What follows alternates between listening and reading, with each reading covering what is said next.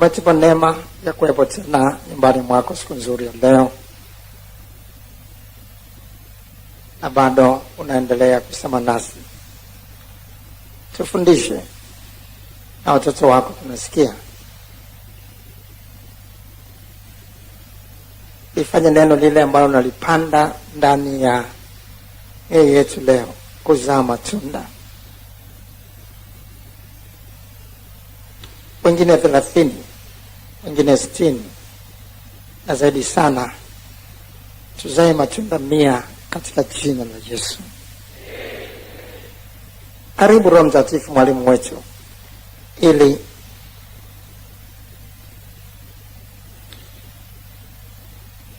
utupe kuyafahamu yanayotupasa kuyafahamu, ambayo yatatufanya kuwa washindi katika safari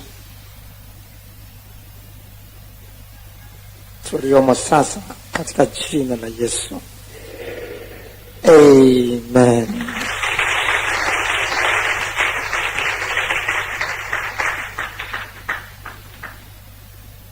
Somo letu la leo lina kichwa Ukristo. Unaweza kuweka alama ya nukta 2 hapo, nukta 1 juu, nukta nyingine chini, au Kiingereza tunasema colon. Ukristo, imani ya kila mtu peke yake. Ukristo, imani ya kila mtu peke yake.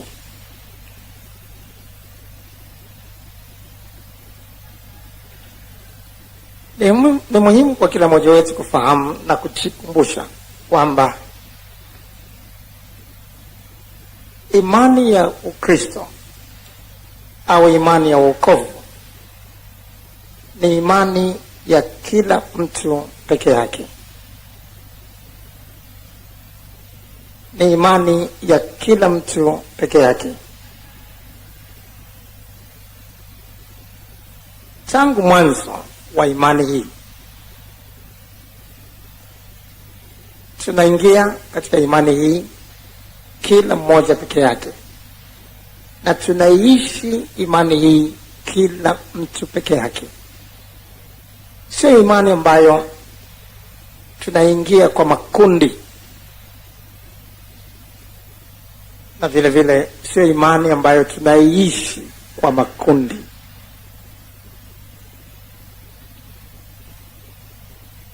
Mtoto hawezi kuokoka na kuingia mbinguni kwa sababu tu baba yake ameokoka. Mke hawezi kuokoka na kuingia mbinguni kwa sababu tu mumewe ameokoka.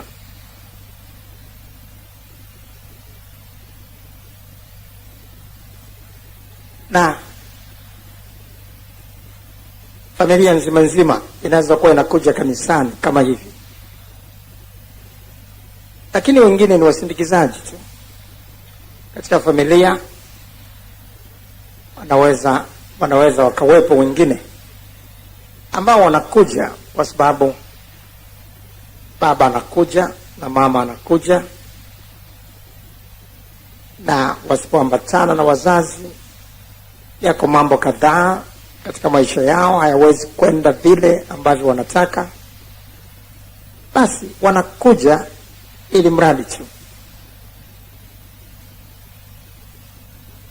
Ingawa ni mapenzi ya Mungu kwamba tuokoke pamoja na nyumba zetu, lakini hilo haliji automatic, kwa sababu katika mpango wa Mungu ni kila mtu anatakiwa peke yake kufanya uamuzi wa kuingia katika imani ya wokovu, na hata baada ya kuingia katika imani hiyo ya wokovu, bado kuishi imani hiyo. Kila mmoja hana budi kuwa peke yake.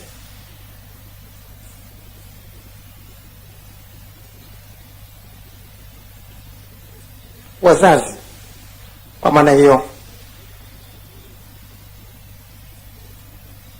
hawawezi kuchukua dhambi za watoto wao.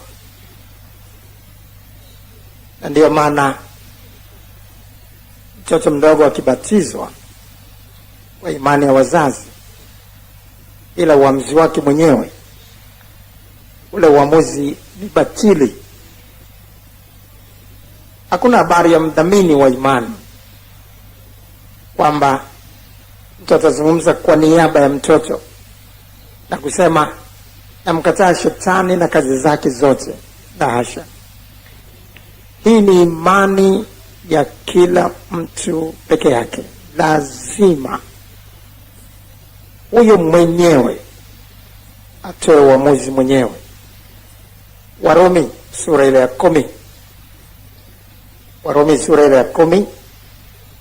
Warumi sura ile ya 10 mstari wa 8 mpaka mstari wa 10. Alafu tutasoma mstari ule wa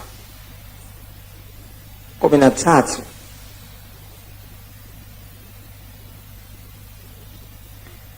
Warumi sura ile ya 10 mstari wa 8 mpaka mstari wa 10, alafu tutasoma mstari wa 13.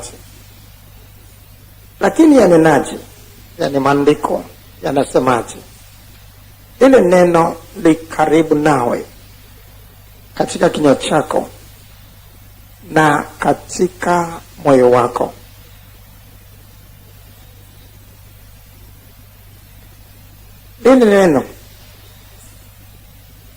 Lile neno li karibu nawe, katika kinywa chako na katika moyo wako. Angalia, lile neno li karibu nawe, haisemi li karibu nanyi. Li karibu nawe, wewe peke yako, wewe binafsi. Katika kinywa chako, sio katika vinywa vyenu, katika kinywa chako na katika mioyo yenu. Inasema hivyo? Inasemaje? Na katika moyo wako. Yani ni lile neno la imani tulihubirilo. Kwa sababu ukimkiri Yesu kwa kinywa chako, inasema mkimkiri Yesu kwa vinywa vyenu. Inasemaje? Ndiyo. Hata kama tumekuja kifamilia, hata kama tuko kikundi, tuko wengi, lakini hii sio imani ya kundi, ni imani ya kila mtu peke yake. Kinywa chako, moyo wako. Kwa sababu ukimkiri Yesu kwa kinywa chako ya kuwa ni Bwana na kuamini moyoni mwako, bado ni mwako, ya kuwa Mungu alimfufua katika wafu, sio mtaokoka. Inasemaje? Utaokoka. Ndiyo. Mstari wa 13. Kwa kuwa kila, maana yake kila mtu atakayelitia jina la Bwana ataokoka. Ni swala la kila mtu peke yake. Ndio maana maandiko yanaeleza kwa msisitizo tena na tena kwamba wazazi hawatachukua dhambi za watoto wao, wala watoto hawatachukua dhambi za wazazi wao. Kumbukumbu la Torati sura ya 24 mstari wa 16. Kumbukumbu la Torati sura ya 24 mstari wa 16.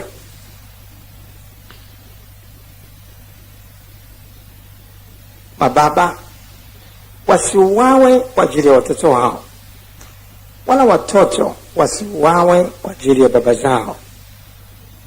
Kila mtu na auawe kwa ajili ya dhambi yake mwenyewe. Yeremia sura ya 31 mstari wa 29 mpaka mstari wa 30. Yeremia 31.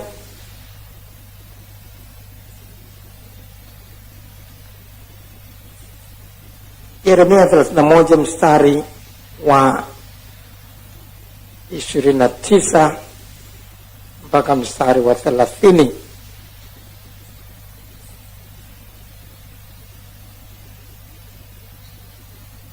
Hapa tunasoma, siku zile hawatasema tena, baba za watu wamekula zabibu kali na meno ya watoto wao yametiwa ganzi, bali kila mtu, angalia neno hilo, bali kila mtu atakufa kwa sababu ya uovu wake mwenyewe. Kila mtu, inarudia tena, kila mtu alaye zabibu kali meno yake yatatiwa ganzi. Hata kula mtu huyu zabibu kali alafu ganzi kampata mwingine. Hata dumu mtu huyu katika usafi na wokovu na utakatifu, alafu mwingine asiyeishi maisha hayo akawa ameokoka kwa sababu tu huyu ni baba yake, huyu ni mama yake, huyu ni kaka yake. Dahasha. Ezekiel sura 18 mstari wa 20. Roho itendayo dhambi ndiyo itakayokufa. Mwana hata uchukua uovu wa baba yake, wala baba hata uchukua uovu wa mwanawe. Haki yake mwenye haki itakuwa juu yake, na uovu wake mwenye uovu utakuwa juu yake. Ayubu sura 19 mstari wa 4. Ayubu 19 mstari wa 4.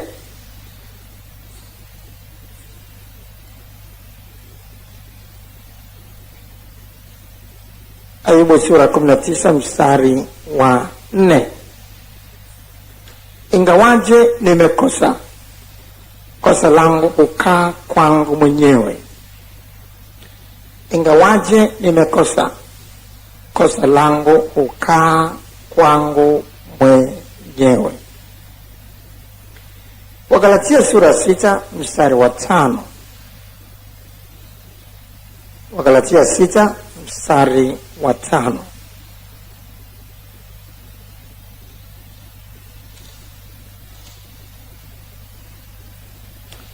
Maana kila mtu atalichukua furushi lake mwenyewe. Maana kila mtu atalichukua furushi lake mwenyewe. Atachukua mzigo wa dhambi zake mwenyewe.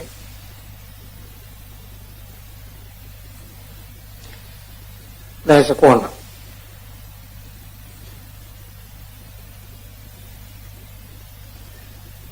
hatuna budi bado kuelewa kwamba ujumbe wa neno la Mungu unaowataka watu watubu dhambi zao na kuokolewa utahubiriwa kama hivi, alafu tunausikia wote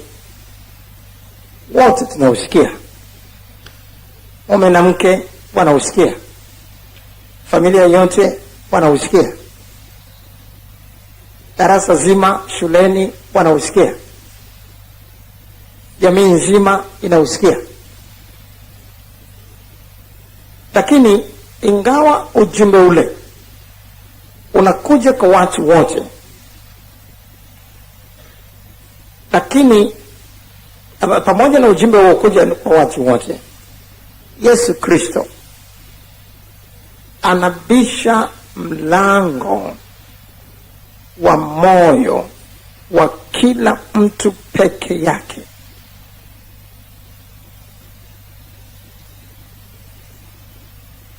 Ujumbe unakuja kwa wote, tunausikia wote, lakini Yesu anabisha mlango wa kila mtu binafsi, halafu anaangalia utayari wake. Je, yuko tayari kumfungulia mlango Yesu? Mwingine anakuwa tayari kumfungulia, mwingine anakuwa hayuko tayari kumfungulia. Yule anayekuwa tayari kumfungulia ndiye ambaye anapata kibali cha Mungu. Yesu anaingia ndani ya moyo wake. Ufunuo wa Yohana sura ya 3 mstari wa 19 mpaka mstari wa 20. Ufunuo wa Yohana sura ya 3 mstari wa 19 mpaka mstari wa 20. Ufunuo wa 3:19 mpaka 20. Wote wanafikishiwa ujumbe wa toba. Wote ni wapendao mimi na wakemea na kuwarudi. Ujumbe wa toba unakuja kwa wote. Makemeo yanakuja kwa wote. Lakini angalia maneno yanayofuata. Basi uwe na bidii ukatubu. Mwanzo ameanza kuzungumzia juu ya wote ambao wanapelekewa ujumbe wa toba, wanapelekewa ujumbe wa makemeo na makaripio, lakini hasemi muwe na bidii mkatubu. Hakuna kutubu kwa kundi, kuna kutubu kwa kila mtu binafsi. Toba haifanyiki kwa kundi, toba inafanyika kwa kila mtu binafsi. Wote, anaanza na wote, angalia kwa makini, ni wapendao mimi na wakemea na kuwarudi. Basi uwe na bidii ukatubu. Ujumbe umekuja kwa wote, ujumbe umekuja kwa kundi zima, lakini mtu mwingine anaangalia kushoto kwake kwanza. Je, huyu anaenda kutubu? Anaangalia kulia kwake tena, huyu anaenda kutubu? Toba si kwa kundi. Ujumbe umekuja kwetu wote, lakini habari ya kutubu ni ya kwako binafsi. Basi uwe na bidii ukatubu. Tazama, nasimama mlangoni nabisha. Mtu ni mmoja akisikia sauti yangu na kufungua mlango, nitaingia kwake. Haisemi nitaingia kwao. Watu wakisikia sauti yangu na kufungua milango yao, nitaingia kwao. Inasema hivyo? Inasema hivyo? Hata kidogo. Imani ya Ukristo sio ya kundi, sio ya umati, sio ya watu wengi. Ni imani ya kila mtu. Sema kwa bidii, ni imani ya kila mtu. Mtu akisikia sauti yangu na kufungua mlango, nitaingia kwake, nami nitakula pamoja naye. Haisemi nitakula pamoja nao, inasema nitakula pamoja naye, na yeye pamoja nami, sio na wao pamoja nami. Unaweza kuona? Kwa hiyo tunaingia katika imani ya wokovu kila mtu peke yake. Hatuna budi kujua tunaingia katika imani ya wokovu kila mtu peke yake. Si swala la mimi na fulani, kwa sababu kila mtu atachukua furushi lake mwenyewe.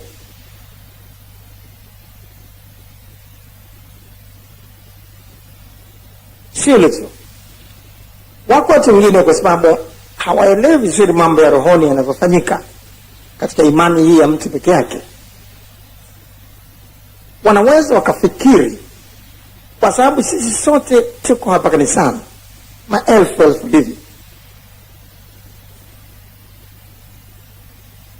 sisi wote labda ni washirika, tuna namba za zaka, tunakuwa hapa kanisani, tunasikia, unaona fulani nilikuwa naye siku ile katika ibada ile ya siku ile ya somo fulani. Kwa hiyo unafikiri kwa sababu tumejifunza lile somo wote, kwa hiyo tumeelewa wote, tumepata mzigo unaofanana, tumepata uchungu unaofanana, kwa hiyo tunapata mabadiliko yanayofanana. Kwa hiyo unawaza baada ya kujifunza tuliojifunza, kanisa lote tayari tumebadilika wote. Na wengine kwa sababu wanafikiri hivyo, wakianza kumwona mtu mwingine ambaye tulikuwa naye kwenye somo, tumejifunza, hakosi kanisani, anafanya vitu tofauti kabisa na tuliojifunza, utaona mtu anashangaa, mbona fulani anafanya hivi, mbona fulani anafanya hivi, na yote tulishajifunza.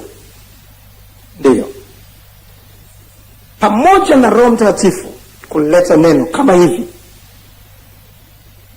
wako wengine wataingia kanisani vile walivyo na watatoka hivyo walivyo. Litafundishwa somo labda kuhusiana na Injili kwa ulimwengu, na watakuwepo watu ambao baada ya somo, labda ni semina ya missionary, watakuwa na mzigo na uchungu wa kipekee wa kuufikia ulimwengu. Mawazo yao yote sasa kuufikia ulimwengu. Lakini wako watu wengine kama walivyoingia watatoka hivyo hivyo. Ule mzigo alionao huyu na uchungu alionao huyu wala hanao, kama vile hakuwahi kuja kwenye somo hilo. Watafundisha watu juu ya maombi. Watakapo watu watapata mzigo na uchungu wa kipekee sana kuomba, kufunga kwa ajili ya lile lililokusudiwa. Lakini mwingine atatoka hivyo hivyo. Watakapo watu wengine atakuwa mtu huyu ameguswa na neno kwa namna kipekee. Uchungu ule umempa kutubu, kujuta juu ya yale yote aliyokuwa anayafanya kabla, na sasa anadhamiria kuanza maisha mapya. Lakini mtu mwingine ni kama amesikia hadithi tu, anatoka hivyo hivyo. Wakati wengine wanalia, wakati wengine wamejaa majuto. Yeye anashangaa hata watu wanalilia nini? Kuna kitu gani kinawagusa? Kuna kitu gani cha ajabu tulichojifunza? Ndiyo mambo ya rohoni yalivyo. Mungu hazungumzi na kundi lote, anazungumza na kila mtu binafsi. Hashughuliki na kundi lote, anashughulika na kila mtu binafsi. Wanaweza kuwepo watu wengi, lakini mmoja tu akaisikia sauti ya Mungu, wengine wasisikie. Unaweza kuwepo watu wengi, lakini mmoja tu ndio akapata maono, lakini mwingine asipate maono. Sauli alikuwa pamoja na watu wengi katika safari yake akienda Dameski, na anatoa maelezo yeye mwenyewe kilichotokea. Matendo ya Mitume sura 22. Matendo ya Mitume sura 22 mstari wa 5 mpaka mstari wa 10. Matendo ya Mitume 22 mstari wa 5 mpaka mstari wa 10. Kama kuhani mkuu naye anishuhudiavyo, na wazee wa baraza wote pia, ambao nalipokea barua kwao kuwapelekea ndugu wale, nikaenda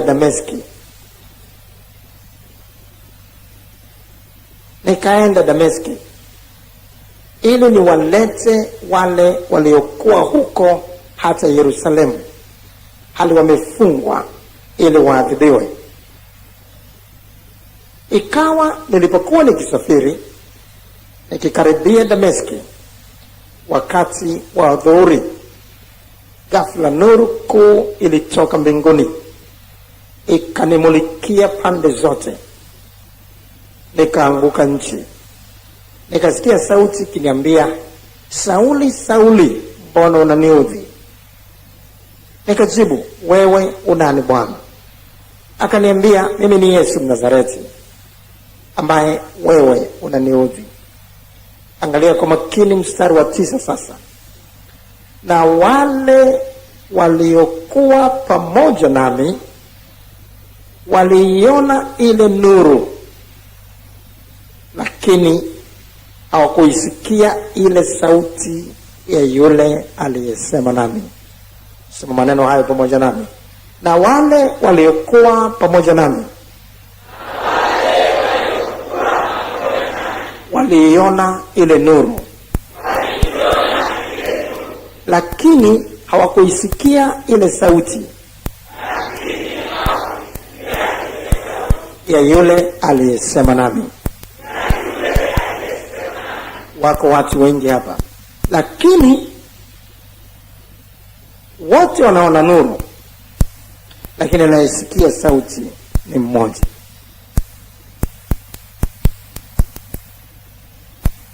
Na Yesu anazungumza na yule mmoja, Sauli, Sauli, kwa kumtaja jina. Mbona unaniudhi? Wale wengine ile sauti hawaisikii.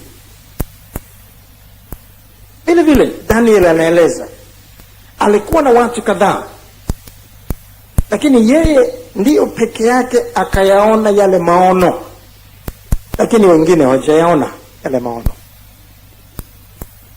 Angalia Daniel sura 10 mstari wa 8. Daniel sura 10 mstari wa 8.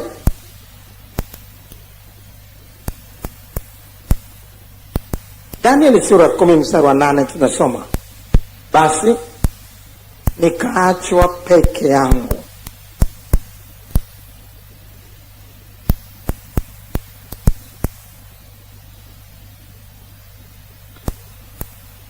ni mstari ule wa 7. Daniel 10 mstari wa 7, sio mstari wa 8. Daniel 10 mstari wa 7.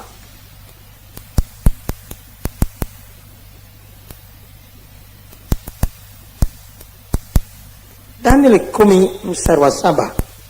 Wako watu kadhaa hapo kama tulivyozungumza, lakini wengine hawaoni yale maono. Anayeona yale maono ni Daniel peke yake. Nami Daniel nikaona maono haya peke yangu. Angalia maneno hayo kwa makini.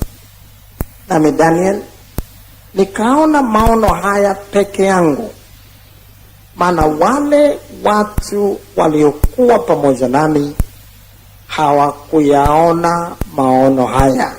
Walikuwa pamoja naye katika mwili, lakini yale maono hawakuyaona. Akayaona mtu mmoja tu. Nami Daniel nikaona maono haya peke yangu, maana wale watu waliokuwa pamoja nami hawakuyaona maono haya. Wako pamoja naye, yeye anaona maono ya siku nyingi zinazokuja. Anapata mzigo, anapata uchungu, anajengewa mzigo wa kipekee sana wa maombi, lakini wale wengine wale maono hawajapata. Wakati Daniel analia kwa sababu amepata maono, analia kwa sababu kuna kitu kimemgusa katika moyo wake, lakini wale wengine wanakodoa macho tu kwa sababu hawajaona yale maono. Wako wengi, lakini anaisikia ile sauti ni Sauli peke yake. Unaweza kuona kwa nini inaweza kuwa hivi? Kwa sababu Mungu wa kubadilika. Watakuwa nakuja mahali kama hapa, wanasikiliza neno kwa desturi tu na mazoea, ndani mioyo yao hawana utayari wa kubadilika, hawana utayari wa kuyatendea kazi. Wengine wanachukua maneno wanaojifunza sio kwa lengo la wao la maneno yale kuwabadilisha, lakini wanakuja hapa wanaandika notes. Ukiangalia wanaandika notes, lakini wana lengo kuchukua zile notes kwenda kuwafundisha wengine. Wanatafuta sifa ya kuitwa walimu. Pale kuna neno la kipekee kila Jumapili, kuna neno la tofauti. Kwa atakuwa na mtu pale hana lengo la kubadilika, hana nia ya kubadilisha maisha yake, hana nia ya kuyatendea kazi anayojifunza. lakini nia yake ni kuyachukua yale maneno kwenda kuwafundisha wengine, ili akaone kwenye kanisa fulani, ili akaonekane ni mwalimu wa kipekee. Akifika kule ionekane kama ameyapata kwa ufunuo wake, amelitunga somo mwenyewe, aonekane ni mtu aliyejaa neno. Nia yake huyo ni chafu. Ndio maana maandiko nasema mfanywe upya nia zenu. Mungu ataangalia nia zetu, ataangalia nia ya mtu binafsi kabla ya kusema na wewe. Je, akisema na wewe utabadilika? Utalipokea je lile neno? Kuna watu wengine ambao watasikiliza neno kwa lengo tu la ubishi. Ni wabishi, hakuna mfano. Kila neno la Mungu analijadili na kulitoa kasoro. Akitoka mahali kama hapa kwenye makundi nje, amani. Yaani kweli ile maneno, wengine hata usubiri nje, wengine pale ulipo kwenye benchi unamsikia naye mchungaji anafundisha, naye anafundisha, naye anajadili, anakuuliza, yaani wewe kweli umeelewa hili? Uko tayari kulifanya? Yaani uko tayari kulifanya kazi? Yaani ninyi mnachukua maneno tu hivi kweli? Hata hili wewe umetulia mpaka wengine inabidi kunyamazisha kidogo. Wewe nyamaza, tuache tusikie. Hakuna watu wanadai hiyo? Hakuna watu wanadai hiyo? Wengine tunakaa nao kwenye benchi, lakini mhubiri anahubiri na wao wanahubiri. Mpaka wakati mwingine wahudumu inabidi kuwachomoa na kuwatoa nje. Sasa Mungu aseme na mtu huyu wa nini? Kwa sababu huyu mtu ni mbishi, hayuko tayari kulipokea neno. Na neno la Mungu linasema sio uasherati, sio uasherati usitaje tu kwetu, lakini hata ubishi, ukaidi. Waefeso sura ya 5 mstari wa 3 mpaka mstari wa 4. Lakini uasherati usitaje kwenu kamwe, wala uchafu wote, wala kutamani kama ustahili watakatifu, wala aibu, wala maneno ya upuzi, wala ubishi. Hayo hayapendezi. Mungu akishaona mtu ni mbishi, ukizungumza naye juu ya ubatizo wa maji tele, analeta ubishi. Anatafuta jinsi gani ya kubishana na lile neno la ubatizo wa maji tele. Sasa kama ni jangwani na maji hayo hayapo, itakuwaje? Utabatizwa kwenye mchanga? Na kama je, uko katika nchi ya baridi kali kama Greenland kule kwa Eskimo, je, utabatizwa kwenye barafu? Si maji ya kunyunyiza tu yanatosha? Mtu wa namna hiyo Mungu hawezi kusema naye. Hawezi kusema naye. Ataingia, wengine wataguswa, wengine watapata yale maono, wengine watasikia sauti ile, lakini huyu atakuwa pamoja na hawa asisikie sauti. Atakuwa pamoja na hawa asipate yale maono.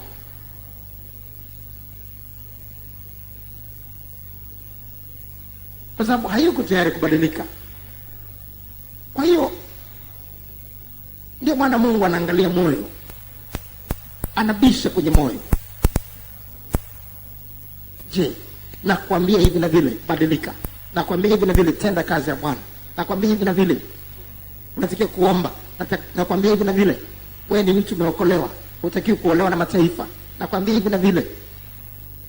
Ikiwa umeshajitenga na mapambo ya dunia, inawezekanaje ukaenda kwenye harusi tena za watu wanaovaa mapambo hayo na wewe ukayavaa, halafu ukafurahia, ukaja kutamba kwamba na mimi nimeenda nimeolewa huko, ukajiona bingwa?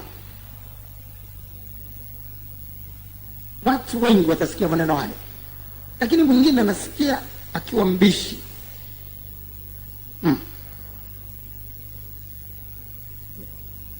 Yaani unajua neno ile tukilipata hivi lilivyo, nafikiri tutaolewa hapa. Unafikiri tutaolewa hapa? Hawa wanazungumza kwa sababu wao wameshaoa. Huyo Mungu hawezi kusema naye. huyo hawezi kupata maono. Kwa hiyo usifikiri kwa sababu tumesikia wote tumepata maono wote. Usifikiri kwa sababu tulikuwepo wote hapa tumepata maono wote. Usifikiri kwa sababu tulikuwepo wote wakati mhubiri anahubiri basi kila mmoja ameisikia sauti ya Mungu. Dasha.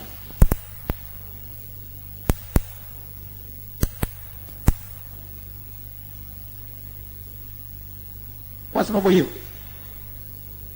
lazima kwa sababu hiyo hatupasi kujilinganisha na wengine. Unatoka kama hapa unajua binti fulani akosi kanisani. Habari ya kuja kanisani wakati wote si hoja.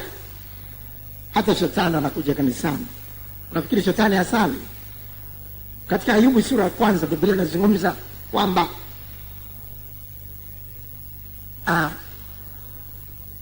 wachaua walienda kujihudhurisha mbele za Bwana. Na nani alienda kati yao pia? Shetani. Kumbe shetani naye anasali. Kwa sio habari ya kusali kila siku. Sio habari ya kuhudhuria ibada kila siku. Je, mtu anayehudhuria ibada anabadilishwa na neno? Mtu ambaye anahudhuria katika ibada ana badiliko, analipokea neno namna gani? Mungu anasema naye, anapata maono ambayo Mungu anataka tuyaone. Na kwa sababu hiyo acha kujilinganisha na wengine. Acha kusema yaani siku hizi limeongezeka wimbi la watu ambao wanaolewa na mataifa. Hivi ni kwa nini? Kwa nini watu sasa mabinti nao wanaondoka naenda kuolewa na mataifa? Kwa nini? Hawakuwahi kulisikia neno. Nasema hao hawakuwahi kulisikia neno. Hao hawakuwahi kupata maono. Daniel alipata maono peke yake. Na wewe uko bado kwa sababu ndio ulipata maono. Na wewe uko bado kwa sababu ndio ulisikia ile sauti. Sema amen. Na mbona sasa hawa wametoka hapa? Tulikuwa nao, lakini nao wameenda kufunga ndoa huko. Wamevaa pete, wakavaa na hayo makorokoro na mamikufu na makorokoro yote tofauti na vile tulivyojifunza. Na wananiletea message, wananiambia kwamba sasa wewe bado uko hapa, shauri yako, hautaolewa. Sasa wananichanganya. Wanakuchanganya nini? Wao hawakusikia sauti uliyosikia. Nasema wao hawakusikia sauti uliyosikia. Wao hawakupata maono uliyoyaona. Na fahamu neno hili, kila mtu, sio kundi, kila mtu atatoa habari za mambo yake mwenyewe. Kila mtu. Warumi sura 14 mstari wa 12. Warumi 14 mstari wa 12. Warumi 14 mstari wa 12.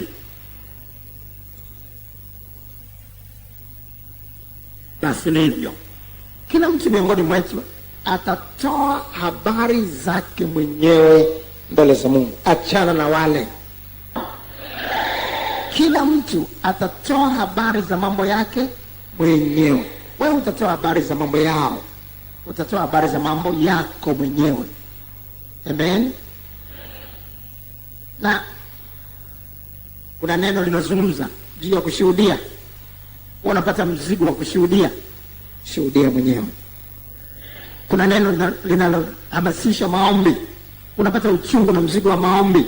Unaona wengine hawaombi, lakini wale hawaombi. Yaani pamoja na wale hawafungi, wale alfajiri wala hawaamki kuomba. Omba mwenyewe. Hawakusikia neno ulilosikia. Hawakuona maono uliyoona wewe. Na kila mtu atatoa habari za mambo yake mwenyewe. Wakikushawishi, wakikuletea message hizo ili we kama wao, ondoa na namba hiyo ya simu. Nasema ondoa na namba hiyo ya simu. Kata mawasiliano nao. Biblia inasema juu ya mtakatifu mmoja katika Zaburi, mimi ni mwenzao, wale ambao wanayahofu maneno yako, wale ambao wanayatii maneno yako, mimi ndio mwenzao. Chuma usikae na watu ambao wameharibikiwa. Zaburi 37:37, mtu wa kumwangalia na kumfuata ni Yesu Kristo mwenyewe. Amen. Ni Yesu Kristo aliyeshinda. Usimfuate Yuda Iskariote ambaye ameshindwa. Amen. Yeyote aliyeshindwa ni mzungumzaji sana, anataka na waliobaki ndani washindwe kama yeye. Yeyote akitumbukia kwenye shimo, anataka na yule aliye juu amvutie shimoni. Usikubali. Nasema usikubali. Usikubali.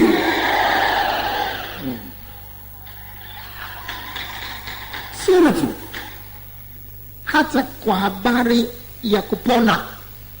Unaweza kuwa na neno la imani linahubiriwa na mkono wa Mungu upo kabisa kuponya. Bwana amekusudia kufanya miujiza mikubwa kabisa, lakini Yesu akatokea na kushughulika na mtu mmoja tu katika umati wa watu. Akafanya muujiza kwa mtu mmoja tu. Katika Yohana sura ile ya 5 mstari wa 2 mpaka mstari wa 9, ulikuwepo umati wa watu wote wana hali nzito, wanahitaji uponyaji, wanahitaji miujiza, lakini Yesu alishughulika na mtu mmoja tu. Alishughulika na mtu mmoja tu, akamponya mtu mmoja tu. Na huko Yerusalemu penye mlango wa kondoo pana birika iitwayo kwa Kiebrania Bethesda. Birika ni kisima hapa, nayo ina matao 5. Ndani ya hayo jamii kubwa ya wagonjwa, sio watu wawili watatu, umati, jamii kubwa ya wagonjwa walikuwa wamelala, vipofu, viwete na waliopoza, wakingoja maji yachemke. Kwa maana kuna wakati ambapo malaika hushuka kaingia katika ile birika kayatibu maji.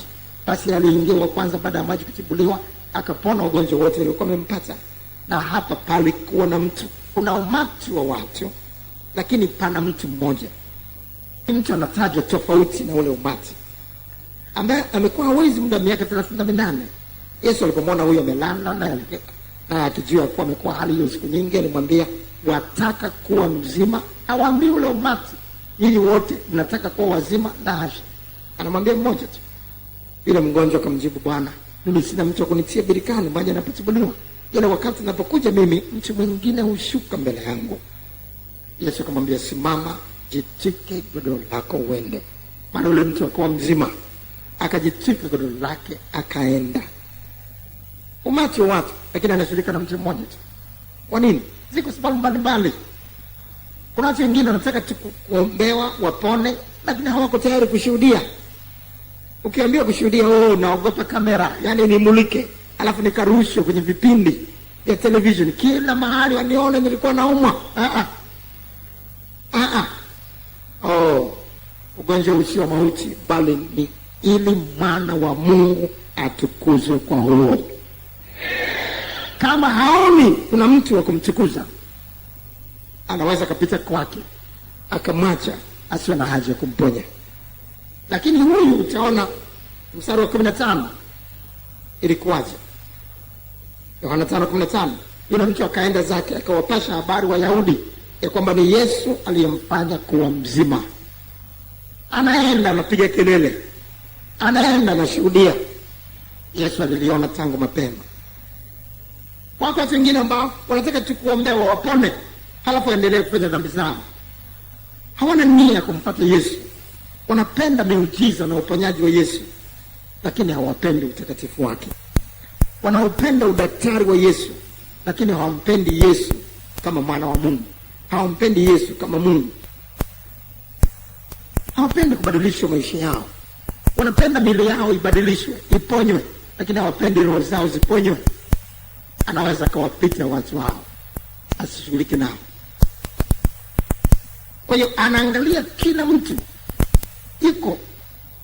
ikoje anapolisikia neno. Naweza kuona. Na kwa sababu hii kila mmoja katika safari yetu ya wokovu, hatuna budi kujua hii ni imani ya kila mtu. Hii ni imani ya kila mtu. Hii ni imani ya kila mtu peke yake. Simama peke yako. Lile ambalo liko ndani mwako litendee kazi peke yako. Na katika Mathayo sura ya 14 mstari wa 22 mpaka 23 tunaona Yesu akiwaaga wanafunzi na kuwalazimisha wao kuwa na mzigo au kuwa na maono ya maombi. Umeshaona miujiza, unafurahia haone sasa tunaomba nini. Lakini Yesu anajua, ana mzigo, anajua kule mbele kutakuwa na mgogoro kabisa kwenye bahari. Kuna shetani amekusudia kuleta machafuko mazito na kuangamiza. Anawaeleza juu ya maombi, wala hawana mzigo wala hawana maono.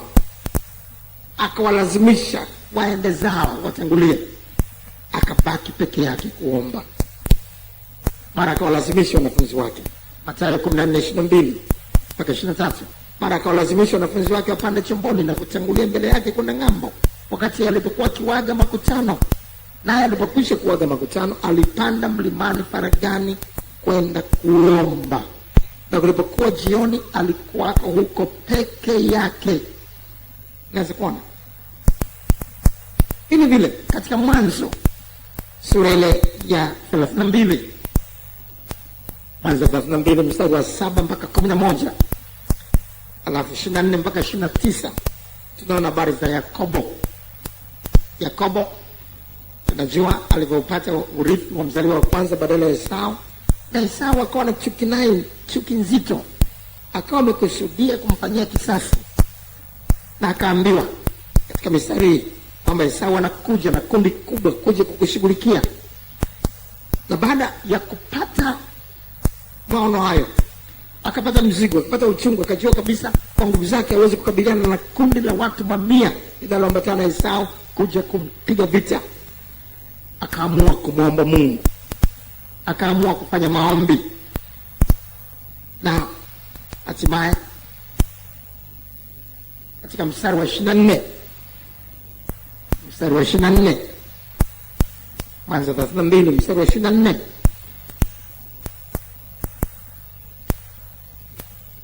Yakobo akakaa peke yake. Kiingereza wanasema and Jacob was left alone.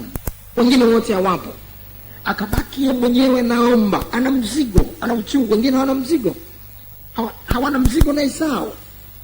Akaomba, akajua bila kibali cha Mungu ameangamia.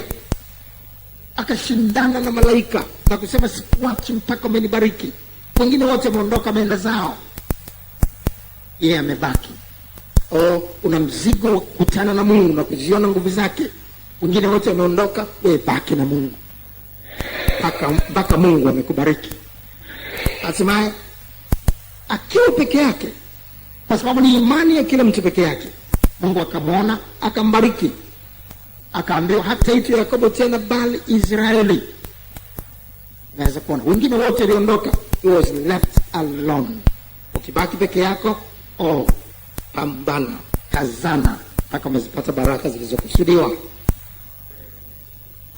Kwa namna hiyo, kila mmoja wetu binafsi peke yake anapaswa kuishindania imani peke yake. Anapaswa kusimama imara na kuishindania imani peke yake. Hata kama mama yako amerudi nyuma, wewe endelea. Wakati wa Lutu, wale binti wawili waliendelea na baba yao. Mama amegeuka nyuma, anaangalia Sodoma, wao waligeuka nyuma wale mabinti. Hawakusema ile mama amegeuka nyuma, sasa mama yetu tutaenda na baba, tumemwacha mama na sisi tuhangaike na mama kwanza. Kila mmoja alienda mwenyewe.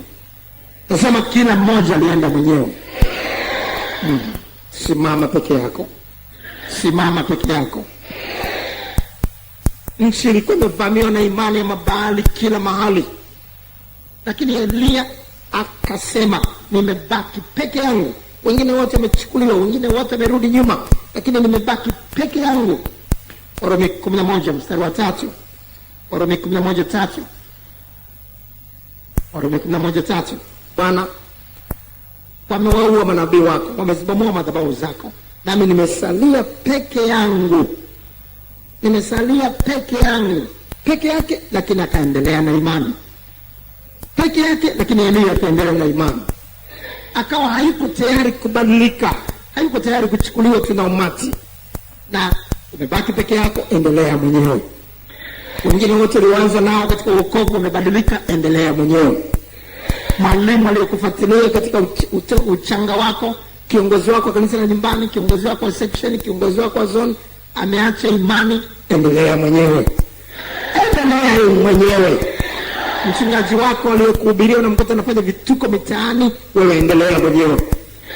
Elia akabaki mwenyewe, kwa sababu ni imani ya kila mtu peke yake. Baadaye mstari wa 4, lakini na jawabu ya Mungu umwambiaje? Nimejisazia watu 7,000 wasiopiga goti mbele ya Baali. Walikuwepo 7,000, lakini Elia hakuwajua wala Elia hakuwaona.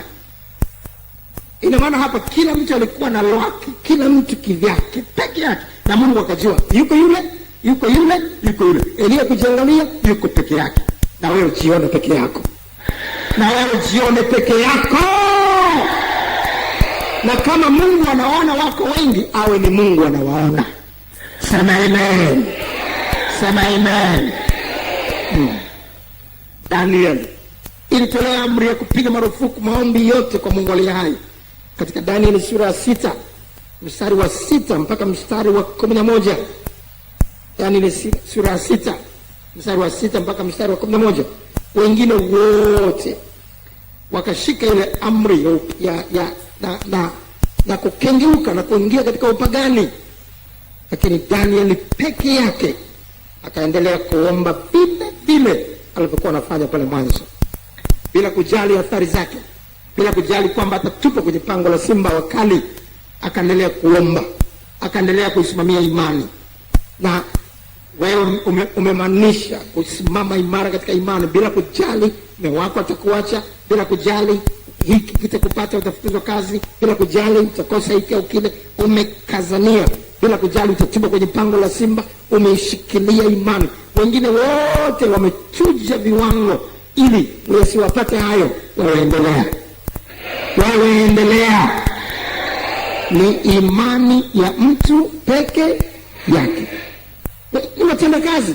Usifikiri kwa sababu wote ni watenda kazi. Unasikia, watenda kazi, mbona Jumamosi usiku hatuwepo siku hizi katika maombi na kujiandaa kwa ajili ya ibada? Wengine hawaji kuhudumu katika zamu zao. Wengine wanakuja tu asubuhi. Unaona watu wanakuja asubuhi, wewe njoo usiku katika maombi. Wewe fanya zamu yako mwenyewe. Kila mtu atatoa habari za mambo yake, atatoa habari za mambo yake. Haitakuwa kundi. Unaona wengine wanakuja asubuhi na wanakuja asubuhi. Unaona wanakwaya wengine hawaji mazoezi na wewe uji mazoezi. Mbona wale wengine hawaji? Njoo mwenyewe. Njoo mwenyewe. Ni imani ya kila mtu. Ni imani ya kila mtu. Huo ndio Ukristo. Huo ndio Ukristo. Huo ndio Ukristo. Ni imani ya kila mtu. Sema kwa bidii. Ni imani ya kila mtu. Ni imani ya kila mtu. Ni imani ya kila mtu. Baada ya neno hili, kuna mtu ambaye ameisikia sauti ya Mungu. Baada ya neno hili, kuna mtu ambaye amepata maono. Lakini wengine kama walivyoingia wametoka vile vile. Je, uko kundi gani pale uliposimama juu?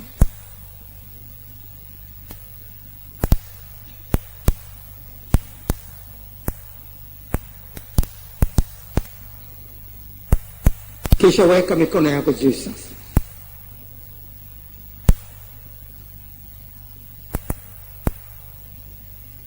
Umeniona, umeniona Yesu, umeniona, umeniona.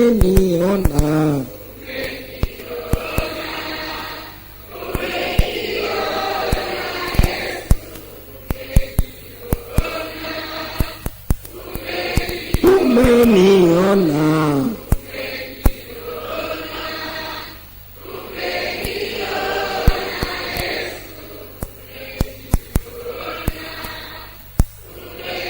umeniona.